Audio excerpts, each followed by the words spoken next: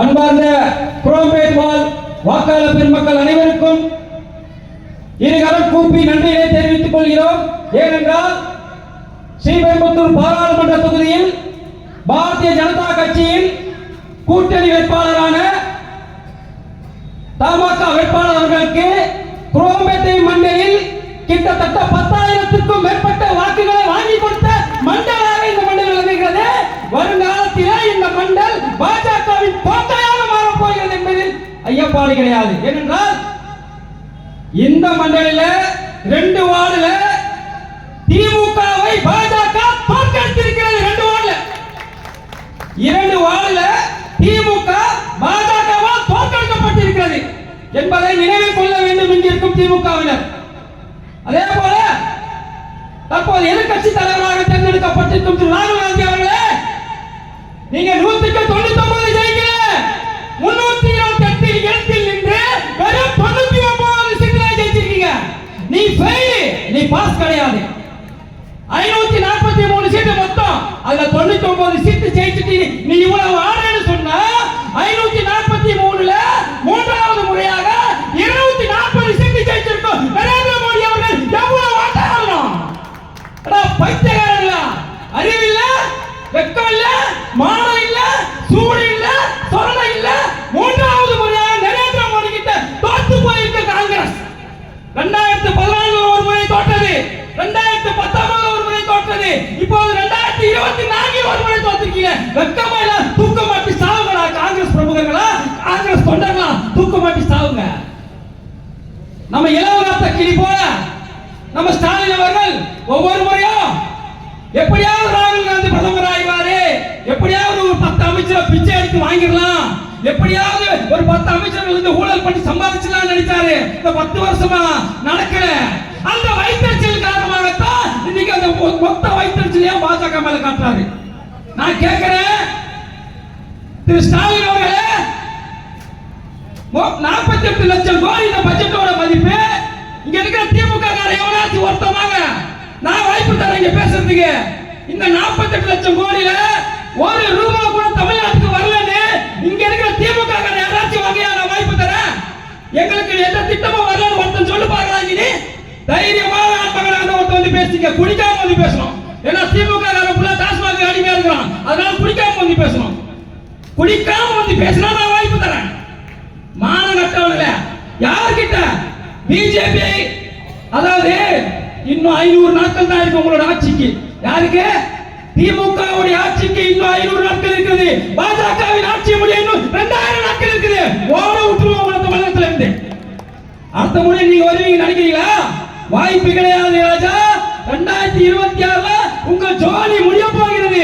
உங்களுக்கு முற்றுப்புள்ளி வைக்க போகிறார். யார் அடிமையாக இருக்கிறார்?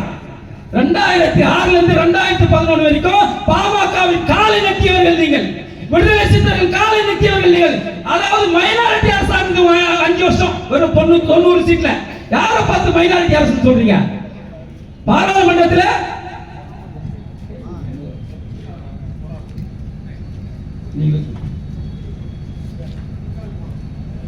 நமது பகுதியின் ஜனசங்க காலத்தில் இருந்து முதல் தொண்டனாக எவ்வளவு பணம் கொடுத்தாலும் வாங்காத ஒரு வெற்றி வேட்பாளராக, தோற்றாலும் பரவாயில்லை என்று ஜனசங்க காலத்திலிருந்து முதல் வேட்பாளராக நம்ம காசி ஐயா அவர்கள் நின்றிருக்கிறார். அவருக்கு இந்த இடத்திலே ஒரு சிறிய மரியாதை செலுத்துகிறோம். திமுகவில் நான் அப்ப இப்படி இருந்தேன், இப்ப இப்படி இருக்கிறேன் அப்படின்னு யாராச்சும் ஒருத்தர் திமுக சொல்லுங்க பார்க்கலாம். யாராச்சும் ஒரு தொண்டன், நான் கடைகோடி தொண்டனாக இருந்தேன், இன்னைக்கு பிரதமர் ஆயிட்டேன், நான் கடைகோடி தொண்டனாக இருந்தேன், நான் முதல்வர் ஆயிட்டேன், நான் கடைகோடி தொண்டனாக இருந்தேன், அமைச்சர் ஆயிட்டேன்னு. இங்க இருக்கிற அமைச்சர்கள் எல்லாம் பாதி பேர் மாமாவால செஞ்ச அமைச்சரானவர்கள். யாரும் உழைச்சியாமா இங்க அமைச்சராகல. திமுகவில் இருக்கும் பாதி பேர் அறிவாளிகள் அனைவருமே அதிமுகவில் வந்தவங்க. இன்னைக்கு பாத்தீங்கன்னு சொன்னா திமுகவில் இருக்கும் முக்கிய அமைச்சர்கள் எல்லாருமே, முக்கிய இலக்கா வச்சிருக்கிற அமைச்சர்கள் எல்லாருமே திமுகவின் அமைச்சர்கள் கிடையாது. அதிமுகவில் இருந்து இங்க அறிவாளிகள் இல்லை என்பதால் காசு கொடுத்து வாங்கப்பட்ட அமைச்சர்கள் தான் இன்னைக்கு திமுகவில் அமைச்சர்கள் ஆகிருந்து கொண்டிருக்கிறார்கள். எனவே இந்த திமுக என்பது அடி முட்டாள்கள் இருக்கும் கட்சியை தவிர புத்திசாலித்தனமாக இருக்கும் கட்சி என்று எப்போதும் ஒத்துக்கொள்ள முடியாது. ஏனென்றால் அதற்கு முக்கிய காரணம் துண்டு சீட்டு இல்லாமல் நமது முதல்வரால் பேச முடியாது.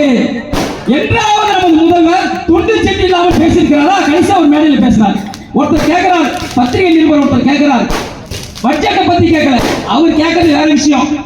என்னன்னா இருந்தாலும் சொல்லுங்க, இந்த பட்ஜெட்டை தமிழ்நாடு பேர் இல்லைங்க, அவர் கேட்பது வேறு, நம்மால் சொல்றது வேற. ஏன்னா நம்மால் கிட்ட துண்டு சீட்டை கொடுக்கல, மறந்துட்டாங்க. ஒருவேளை அவங்க மறந்துட்டாங்களா இல்ல நம்மால் துண்டு சீட்டை மறந்துட்டாரா தெரியல.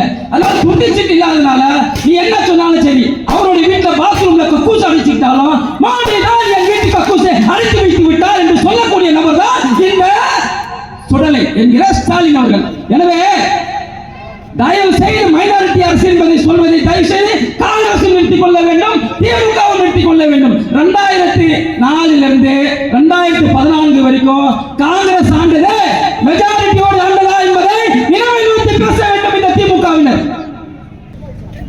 40க்கு 40 திமுக ஜெயித்தது என்றால் அதற்கு காரணம் தமிழகத்தில் மட்டும் திமுக இவிஎம் மிஷின்ல தில்லுமுள்ளு பண்ணிருச்சு.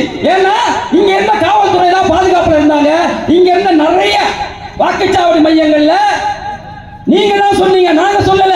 சிசிடிவி கேமரா ஆஃப் ஆயிடுச்சு, சிசிடிவி கேமரா ஆஃப் ஆயிடுச்சுன்னு யார் சொன்னா? திமுகவுடைய பிரமுகர்கள் தான் சொன்னாங்க. அப்ப என்ன காரணம்? இந்த சிசிடிவி கேமரா ஆஃப் பண்ணிட்டு இவிஎம் மிஷின்ல தில்லுமுள்ளு பண்ணினா இந்த திமுக 40க்கு 40 ஜெயிச்சது நாங்க சொல்றோம். ஏன்னா பிஜேபி ஆட்சி அமைக்கும் போது நீங்க அப்படிதானே சொன்னீங்க. அது மட்டுமல்லாம பிஜேபி ஓட்டுக்காரன் எவ்வளவு பார்த்து ஒரு தொகுதிக்கு 1 லட்சம் ஓட்டு கிட்ட நீக்கிட்டீங்க. இதெல்லாம் பெட்டைத்தனமாக இல்லையா? அண்ணன் அண்ணாமலை அவர்கள் 1 லட்சம் ஓட்டை தோக்கறான்னு சொன்னா அந்த 1 லட்சம் ஓட்டை திருடர் யார்? இந்த திமுக என்ற கொள்ளை கும்பல், இந்த திமுக என்ற ஊழல் கும்பல் தான் அந்த அண்ணாமலை அவர்களுடைய 1 லட்சம் ஓட்டை நீக்கினாங்க. அது அப்பட்டமாக தெரிந்தது. இப்படி பெட்டத்தனமாக ஜெயிப்பதற்கு வேற ஏதாவது தொழில் செய்து படித்துக் கொள்ளலாம் திமுகவினர் என்று சொல்லி வாய்ப்பு பாராட்டி விடைபெறுகிறேன். நன்றி, வணக்கம்.